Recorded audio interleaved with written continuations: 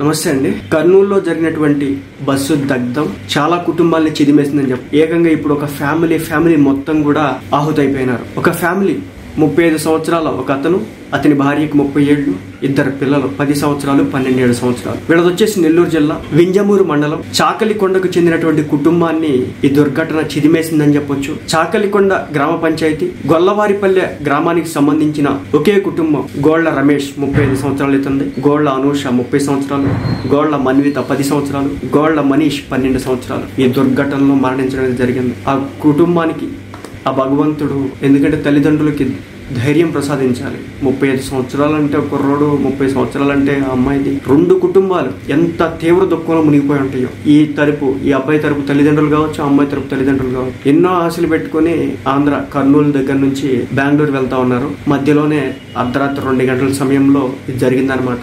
ఇది వచ్చేసి sleeper bus, semi sleeper కాదు, స్లీపర్ బస్సు. కంప్లీట్ గా అందరూ పడుకోవచ్చు అనమాట. ఏం చేయలేనటువంటి పరిస్థితి. ఆ బాడీ బిల్డింగ్ కూడా బద్దలు కొట్టినా కానీ ఆ విండోస్ పగిలేదట్టే కనిపించట్లేదు. వెనక డోర్ నుంచి దూకారంట కొంతమంది. విత్ ఇన్ కొన్ని నిమిషాల వ్యవధిలోనే మొత్తం అంటుకుపోయింది అనేది చెప్తున్నటువంటి మాట. ఏం చేయలేం. వీళ్ళ ఆత్మకి శాంతి చేకూరాలని చెప్పేసి భగవంతుని ప్రార్థిద్దాం.